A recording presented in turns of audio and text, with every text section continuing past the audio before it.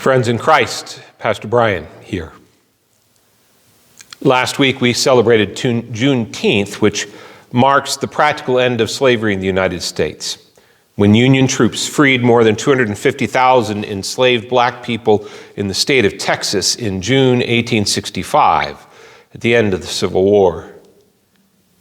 We also commemorated the Emanuel Nine, those siblings in Christ who happened to be black, who were killed on June 17th, 2015, by a self-avowed white supremacist while they were gathered for Bible study and prayer. These commemorations remind us of the original sin of racism and slavery in the United States and how that legacy continues to shape us today. As a child who grew up in the South in the 1970s in Charlotte, North Carolina, I was very aware of race and was enculturated into the prejudice that leads to racism, almost without even knowing it. I saw firsthand the housing districts that government policy pushed black people into. I saw the lack of investment there that now I know is driven by redlining.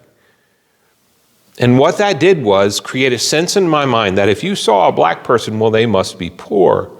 They must be on welfare. And with that came certain assumptions about their work ethic and values.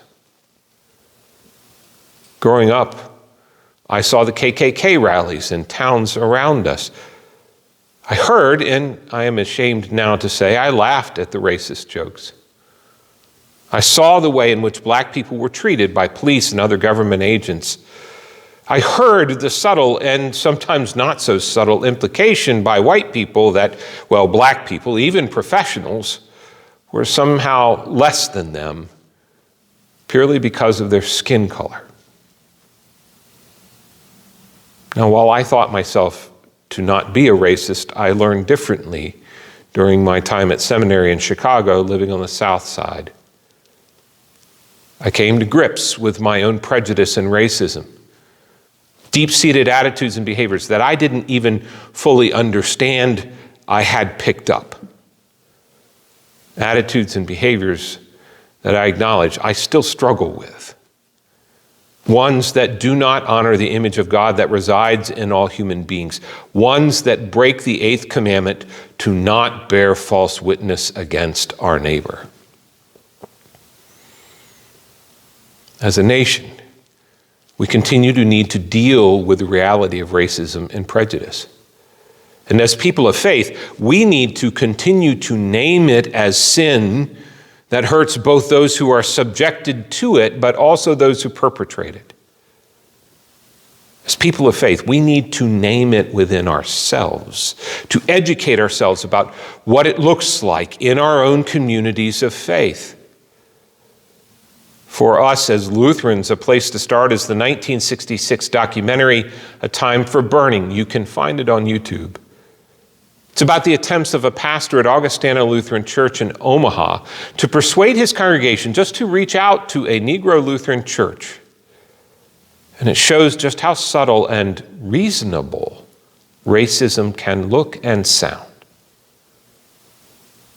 Now, the antidote to this sin is what we are called to by Jesus, to love God with all that we are and to love our neighbors in the same way that God in Jesus has loved us, which means we see and treat everyone as someone created in the image of God. And it means that we see what others do in the best possible way, which means there can be no prejudice. Because our assumption about people is always first positive. Which means there is no racism because it's impossible to see one group of people being better than another in God's reign. Now, it has been suggested that to look squarely at this dark chapter of our American history is in some way unpatriotic. That it suggests a hatred for America, that to speak about the places where the consequences of this history is still present in our society and its structures is in some way harmful to us as a nation. Well, as both a citizen and a person of faith, I strongly disagree. If anything, I think it takes a deeper kind of patriotism to speak clearly about how our nation has done some awful things and to work to correct the effects of that, even while still expressing a love and appreciation for what this nation represents. It is a deeper kind of patriotism and love of country that demands that we live up to the best that our nation can aspire to. Now, as people of faith, we are constantly called to confess those areas where we have sinned against God and our neighbor, yes?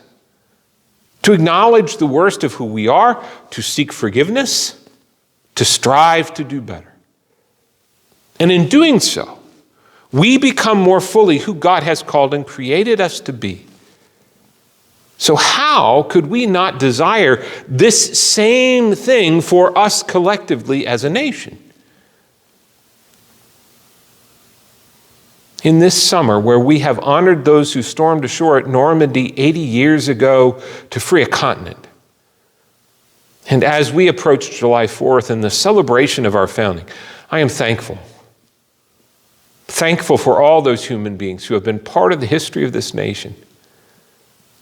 And I pray that as we move forward, we might better live up to those ideals that are what bind us together as a nation, that all human beings are created equal, that none is better than another because of their skin color or gender or wealth or talent or intelligence, and that each deserves a chance to pursue their own life, liberty, and happiness. God's blessings.